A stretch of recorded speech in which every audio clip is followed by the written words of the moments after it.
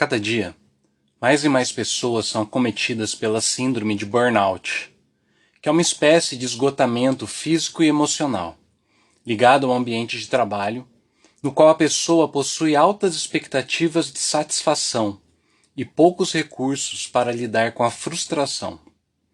Eu sou o Pastor Jota, essa é a Confraria dos Maltrapilhos. E se você se sente esgotado, esse episódio é para você.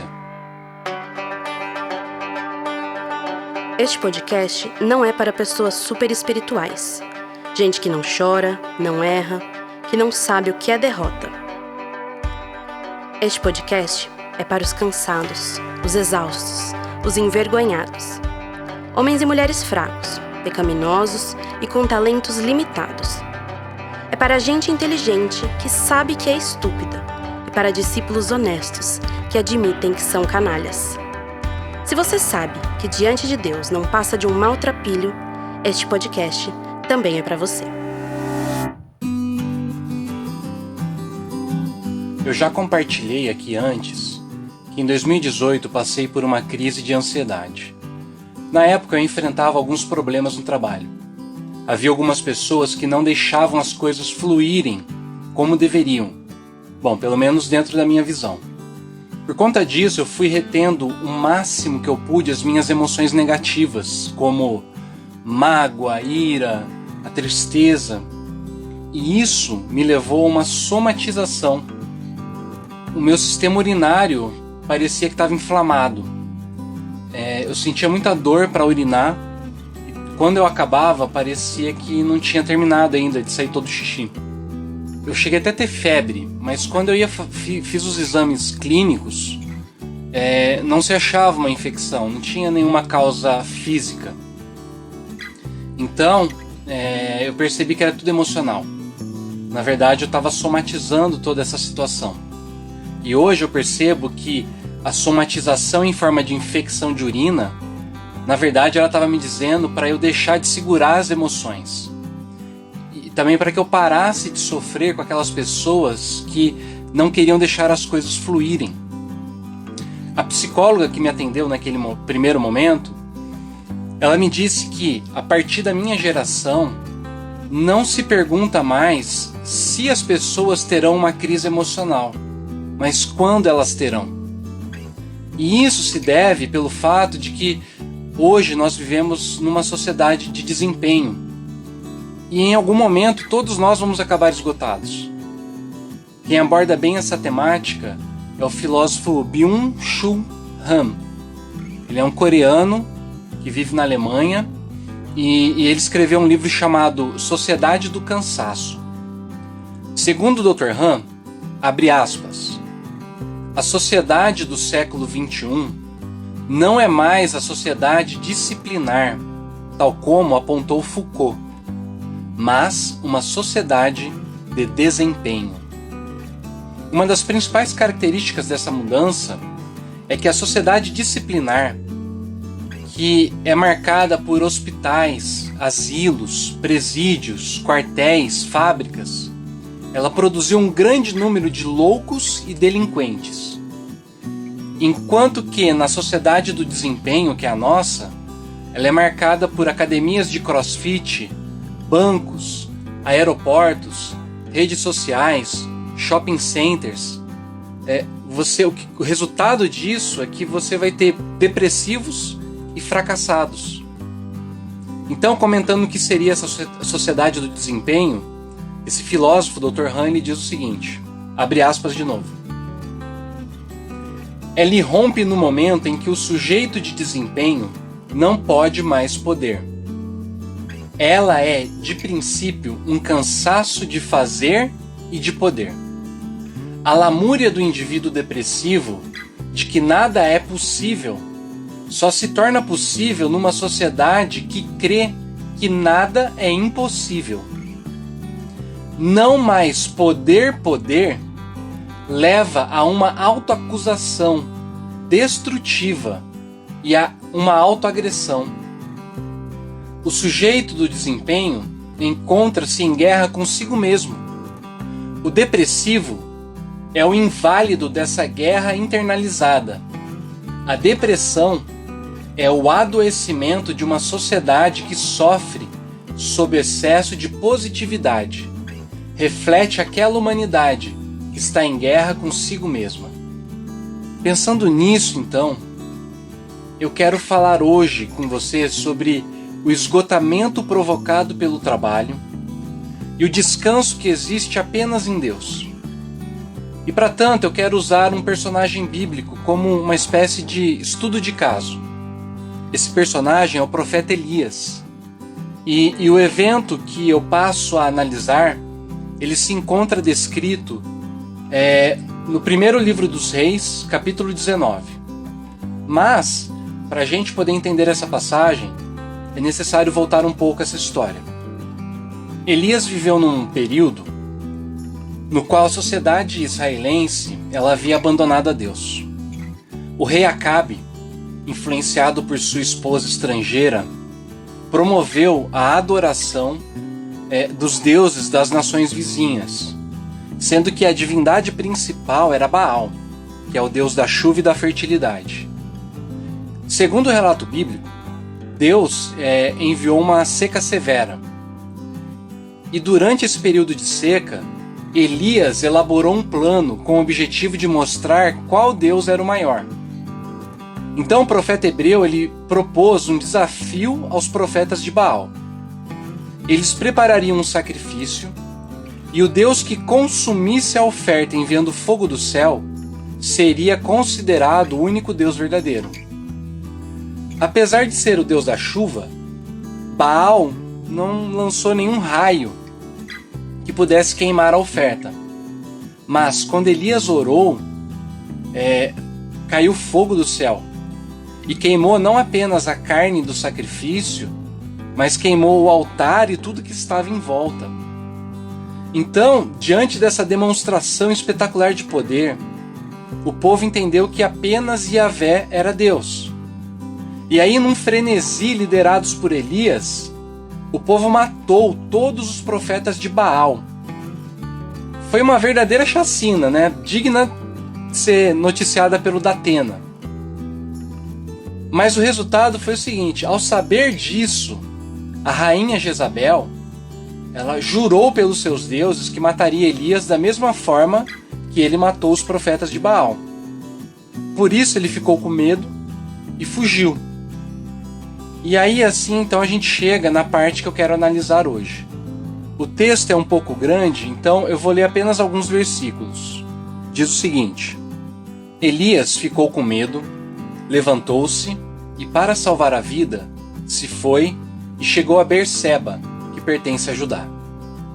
E ali ele deixou o seu servo. Ele mesmo, porém, foi para o deserto, caminhando um dia inteiro. Por fim, sentou-se debaixo de um zimbro, que é um tipo de árvore. Sentiu vontade de morrer e orou: Basta, Senhor, tira a minha vida, porque eu não sou melhor do que meus pais. Deitou-se e dormiu debaixo de um zimbro. E eis que um anjo tocou nele e lhe disse: Levanta-se e coma. Elias olhou e viu perto de sua cabeça um pão assado sobre pedras, em brasa, e um jarro de água. Comeu, bebeu e tornou a dormir. O anjo do Senhor voltou, tocou nele e lhe disse: Levante-se e coma, a viagem será longa. Então Elias se levantou, comeu e bebeu. E com a força daquela comida, caminhou 40 dias e 40 noites, até Horebe, o monte de Deus. Essa é a palavra de Deus.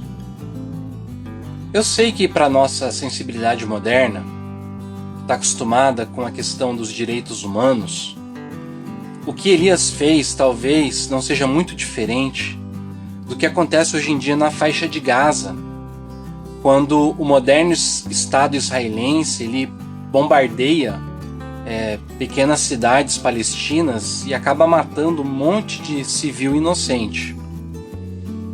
Mas eu queria que você fizesse comigo um exercício de tentar entender a coisa toda com a mentalidade de alguém que vive na antiguidade, na qual política e religião são uma coisa só. De tal forma que um confronto entre povos era também um confronto entre deuses. Então, nesse sentido, Elias era alguém que dentro daquela cultura desempenhava um papel muito importante, pois o profeta era um dos 3 ofícios de liderança que estruturavam aquela sociedade. Funcionava mais ou menos assim. Havia o sacerdote, que era aquele que intermediava o relacionamento entre o povo e Deus. Ele entregava a Deus as necessidades do povo. Havia depois o rei, que deveria garantir o bom funcionamento dos relacionamentos horizontais, isto é, de uma pessoa para outra pessoa. E por fim, havia o profeta, que era o cara que ouvia a voz de Deus e depois transmitia ao povo aquilo que Deus falou. Ou seja, se o sacerdote era o intermediário entre o povo e Deus, o profeta era o contraponto que fazia a intermediação de Deus com o povo. Portanto, Elias era um porta-voz de Deus. E isso não era pouca coisa. Significava que ele não era muito popular, pois o profeta deveria dizer a verdade a qualquer pessoa, não importando se ela era um camponês, se era um sacerdote ou mesmo o rei. E era exatamente isso que Elias fazia com o rei Acabe. Por isso, ele não era muito popular no palácio, e ele estava vivendo debaixo de uma pressão emocional muito grande. Tendo tudo isso em mente, então, eu tenho para mim que Elias esperava que o rei se convertesse a Yahvé, principalmente depois de presenciar aquela demonstração de poder que ele havia programado. Mas o rei, além de não se converter, ainda contou à rainha sobre o massacre dos profetas de Baal. Ou seja, Elias esperava uma conversão, mas no lugar disso conseguiu uma perseguição. Elias gastou uma energia tremenda em seu trabalho, mas o resultado foi frustrante. E ele está frustrado de tal forma que aquele homem confiante, aquele homem corajoso que sozinho desafiou 450 profetas, agora se encontra prostrado. E você não precisa ser nenhum especialista para poder perceber que esse cara está vivendo uma crise de depressão. Olha só comigo o que diz o texto. O texto começa dizendo que ele estava literalmente em fuga. Querendo se afastar das pessoas, ele vai até o deserto, mas essa fuga não é apenas a fuga geográfica de ir para o deserto. Porque no meio do caminho ele deixa o servo dele numa cidade de Judá. Então, com isso, ele estava sinalizando que ele, na verdade, estava abandonando sua vocação. Ele estava desistindo de ser profeta. Por isso, ele não precisava mais de um ajudante. Fora isso, percebemos que esse homem foi tomado por um desejo de morte. E não é que ele tenta o suicídio, mas ele pede a Deus que Deus tire sua vida. De acordo com um comentarista bíblico, a violência e a agressividade de Elias, uma vez descarregada sobre os profetas de Baal, agora se volta contra ele mesmo, porque não há alguém a quem culpar. Então funciona mais ou menos assim. Imagina aquela senhora que o marido é um alcoólatra, um verdadeiro pinguço. Se você perguntar para essa mulher qual a grande razão dos seus problemas, certamente ela dirá que é o marido. Mas eis que um belo dia o marido morre. E passa um tempo, ao invés de você ver essa mulher aliviada, você encontra uma pessoa em crise. O que aconteceu? Aconteceu que tudo que havia de ruim naquela família era culpa do marido, porque ele era alcoólatra. Mas, como ele não está mais presente, não existe alguém sobre quem eu posso projetar a minha frustração, a minha ira. E aí eu percebo que nem tudo que acontecia de ruim era culpa do outro. Assim como eu não tenho a quem culpar, a minha ira se volta contra mim mesmo, em forma de comportamentos autodestrutivos e até o desejo de morte, que é o que a gente vê acontecendo com Elias. Eu creio que em partes foi isso que aconteceu com ele. Mas isso não é tudo. Ele deseja morrer porque está extremamente frustrado.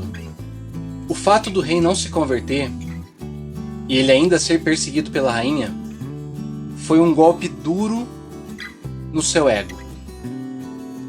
De repente, o plano que era perfeito se mostrou não tão perfeito assim. E aí essa colisão com a realidade de que eu não sou tão especial quanto imaginava, no texto bíblico ele vai dizer: não sou melhor que meus pais. Então, isso faz com que ele se volte contra si mesmo, num sentimento de autopunição. Isso é muito comum em pessoas perfeccionistas. Porque por detrás do perfeccionismo se esconde uma necessidade de provar-se melhor que os outros. Então, nas palavras do Tim Keller, ele diz mais ou menos o seguinte. Então, abre aspas.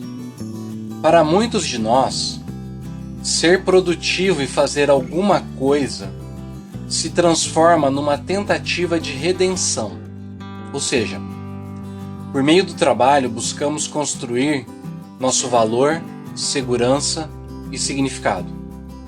Muita gente está buscando consciência pessoal por meio da produtividade do sucesso, mas acaba extenuada. Essas motivações são o que chamamos de o trabalho que está por trás do trabalho. E são elas que, no fim das contas, tornam o trabalho física e emocionalmente exaustivo. Fecha aspas. Ou seja, para Elias, não era apenas o trabalho que estava em jogo, mas algo muito mais significativo. Parece que seu senso de valor e identidade dependiam do sucesso de sua empreitada. No caso dele, a conversão do rei. Neste sentido, Elias age como um homem contemporâneo, pois não havia ninguém cobrando resultados dele, a não ser ele mesmo. Essa é uma das marcas daquilo que o filósofo Byung-Chul Han chama de sociedade do desempenho. Isto é, na tentativa de maximizar resultados, o indivíduo acaba exercendo sobre si próprio uma cobrança exagerada. Quero citar mais uma vez então esse autor.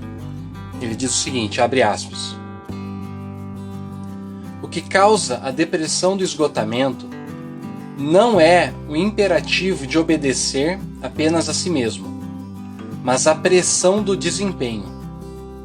Visto a partir daqui, a síndrome de burnout não expressa o si mesmo esgotado, mas antes a alma consumida. O que torna doente na realidade não é o excesso de responsabilidade e iniciativa, mas o imperativo do desempenho, como um novo mandato da sociedade pós-moderna do trabalho. O excesso de trabalho e desempenho agudiza-se numa autoexploração.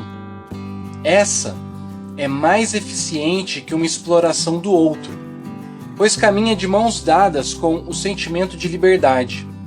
O explorador é, ao mesmo tempo, o explorado. Agressor e vítima não podem mais ser distinguidos. Fecha aspas.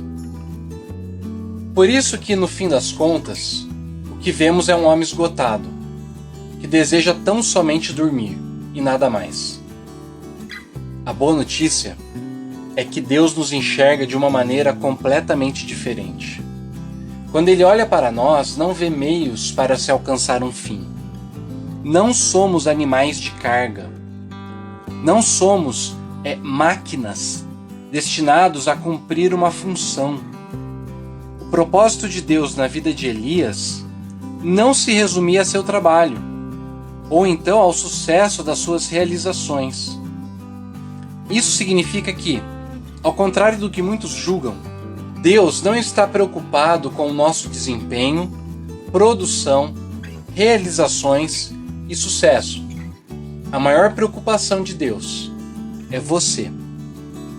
Ele valoriza muito mais quem você é do que aquilo que você faz. E nós podemos perceber isso no texto pela forma que Deus cuida de Elias. Em primeiro lugar, Deus cuida da saúde física do profeta. Em nenhum momento, Deus dá um sermão em Elias, ou repreende ele pelo desânimo. Pelo contrário, Deus permite que ele durma o tanto que achasse necessário. Então, providencia um tipo de anjo cozinheiro, né? Porque além de descansar, ele precisava se alimentar para poder recuperar suas forças. Mas não é só isso. O texto nos diz que, ao invés de simplesmente chamá-lo, o anjo não grita o nome de Elias. Ele não simplesmente chama. O texto fala que ele toca em Elias. E nesse sentido, o anjo faz o papel de mãe que desperta os filhos com carinhos e beijinhos. Esse não é um toque qualquer. É terapêutico. Diz ao profeta: você não está só. Eu estou cuidando de você. Num segundo momento, Deus cura as feridas interiores desse homem. Isso acontece no trecho que está mais à frente, quando ele chega no monte de Deus e entra numa caverna, onde ele tem a seguinte experiência. Agora eu vou ler o texto bíblico. Diz assim: ali entrou numa caverna, onde passou a noite. Então foi-lhe dito: saia daí e fique diante do Senhor no monte. Eis que o Senhor estava passando, e um grande e forte vento fendia os montes e quebrava as rochas diante do Senhor. Mas o Senhor não estava no vento. Depois do vento houve um terremoto, mas o Senhor não estava no terremoto. Depois do terremoto veio um fogo, mas o Senhor não estava no fogo. E depois do fogo veio o som de um suave sussurro. Quando Elias ouviu isso, cobriu o rosto com um manto e, saindo, pôs-se à entrada da caverna. Eis que uma voz lhe disse: o que você está fazendo aqui, Elias? Essa passagem, gente, é de uma riqueza simbólica tão grande que não tem nem como explorar tudo hoje. Mas o que importa para nós é percebermos o seguinte. Primeiro, Elias estava dentro de uma caverna. E a caverna é um símbolo clássico da depressão. Remonta à atitude de recolhimento, de tentar voltar ao ventre materno, de buscar abrigo dentro da escuridão. Mas Elias recebe uma ordem para sair da caverna e esperar a presença de Deus. Então, uma vez fora da caverna, Elias se depara com 3 manifestações da natureza. Primeiro, um vento forte que fende as rochas. Depois, um terremoto e, por fim, um fogo. Mas Deus não está em nenhuma dessas coisas. Todavia, isso não significa que ele nunca se apresentou dessa forma. Por exemplo, Jó se deparou com Deus no meio de um vento muito forte. O povo de Israel, quando recebeu os 10 mandamentos, conheceu Deus se manifestando através de um terremoto. E tanto Abraão quanto Moisés veem Deus através de um fogo. Então, por que será que Deus não estava presente nessas manifestações? Acontece que esses fenômenos, eles têm em comum uma coisa, que é a violência. E isso aponta para o caráter da ira e da justiça divina. Simbolicamente, essa era a face do juízo e da ira divina. Mas o lance é o seguinte: Deus não estava presente nesses fenômenos. Talvez para mostrar para Elias que o Senhor é muito mais do que ira e juízo. Assim, quando Deus se manifesta no som de um suave sussurro, é como se Deus dissesse ao profeta: então você pensa que com suas ameaças, com seu ódio, julgamento, as pessoas elas irão mudar? Eu tenho uma novidade para você. Elas não irão mudar. Porque a única coisa capaz de penetrar o coração mais endurecido é a minha palavra. Somente o som suave da minha voz é capaz de enternecer os corações e transformá-los. Ou seja, Deus mostra para Elias que o que transforma as pessoas não são palavras de ira e julgamento. Esse é o significado do vento forte, terremoto e do fogo. Mas sim palavras de graça. Acontece que essa montanha na qual Elias se encontra não é uma montanha qualquer. O texto nos diz que ele está no monte de Deus. E esse é o mesmo lugar onde Moisés recebeu os 10 mandamentos. E onde ele pede para ver a face de Deus. Nessa ocasião específica, Deus diz a Moisés que nenhum ser humano poderia ver sua face e continuar vivo. Por isso, Deus permite que Moisés veja apenas suas costas. Mas, mesmo essa visão limitada de quem Deus é, seria perigosa para Moisés. Então, Deus esconde Moisés atrás de uma rocha e permite que ele observe pelo vão de uma fenda. Assim, a glória divina não destruiria Moisés. Mais ou menos igual aquele filme do Indiana Jones, né? Se não me engano, da Arca Perdida, quando eles abrem, né, a Arca da Aliança, e aí a glória se manifesta e derrete o rosto das pessoas. Mas o Indiana Jones e a mocinha, eles ficam com o rosto coberto. Então é mais ou menos isso que acontece. Agora o lance é que vários comentaristas vão dizer que a palavra caverna, que é o lugar onde Elias estava, ela pode ser traduzida também como fenda ou buraco. Por isso, esses comentaristas bíblicos, eles acreditam que esse lugar no qual Elias se encontra é o mesmíssimo lugar onde Moisés contemplou a glória de Deus. E por que eu contei essa história toda para você? Porque a mesma rocha que protegeu Moisés de ser morto, protegeu Elias do poder do vento, do terremoto e do fogo. Esses elementos que simbolizam palavras de julgamento e ira, foi a rocha que protegeu, que recebeu a violência deles. Foi a rocha que impediu que Elias fosse esmagado pelo vento, soterrado pelo terremoto ou destruído pelo fogo. E é por isso que séculos depois, numa outra montanha, no Monte da Transfiguração, que foi o lugar no qual Jesus foi transformado, a aparência dele mudou, e os discípulos puderam ver Jesus na glória dele, junto de Jesus estavam Moisés e Elias. Sabe por que eles estavam juntos com Jesus? Porque esses dois específicos? É porque Deus permitiu que Moisés e Elias conhecessem a rocha que escondeu eles, a fim de que eles não fossem destruídos. Jesus é a rocha que absorveu a violência das palavras de juízo e ira para que nós pudéssemos ouvir o som suave da voz que fala com graça. E tanto é verdade isso, que quando ele deu o seu último suspiro e morreu, um terremoto violento sacudiu a terra, e o véu do templo se rasgou do alto até embaixo.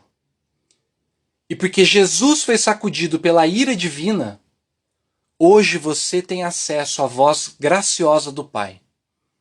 A mesma voz que os discípulos ouviram no Monte da Transfiguração, e que disse: Esse é o meu Filho amado, em quem me alegro. A ele ouvi.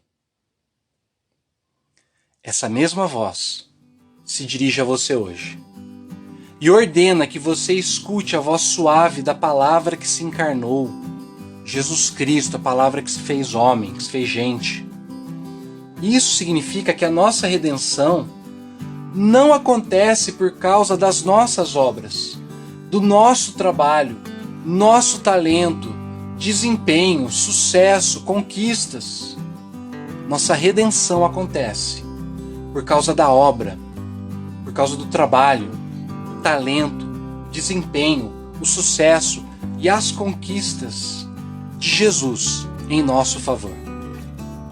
Portanto, descanse na obra consumada de Cristo.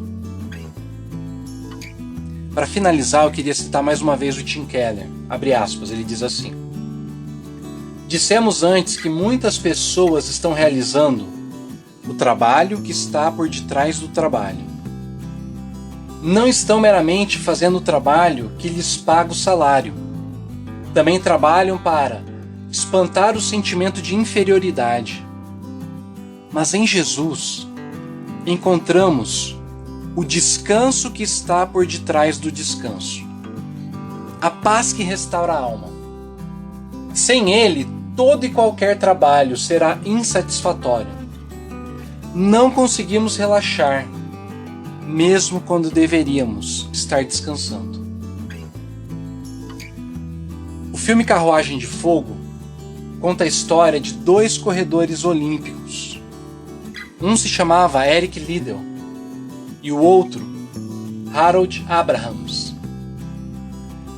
Esses dois, eles participaram das Olimpíadas de Paris em 1924.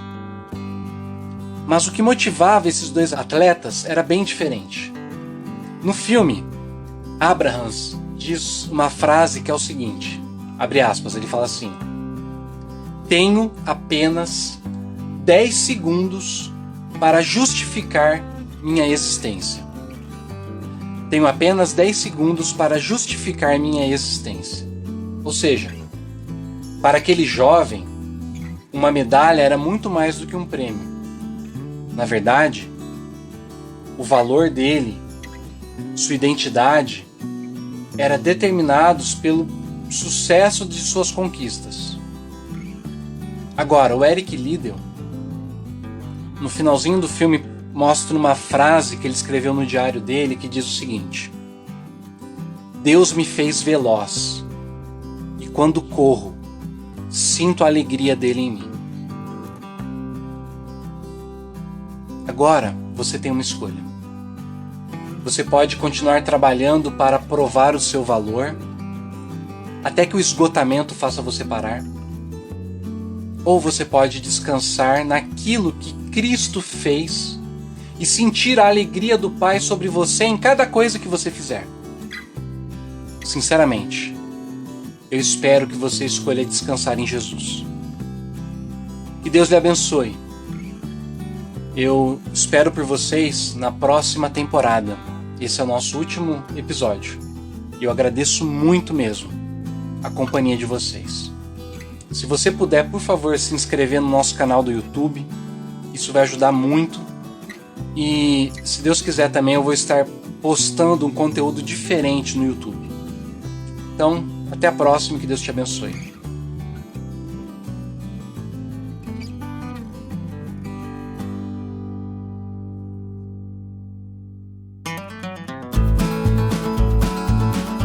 Este podcast teve os trabalhos técnicos de Rafael Ortiz e Lucas Samuel. Para mais conteúdos, siga as nossas redes sociais, no Facebook, Instagram e YouTube. Que Deus lhe abençoe e até a próxima!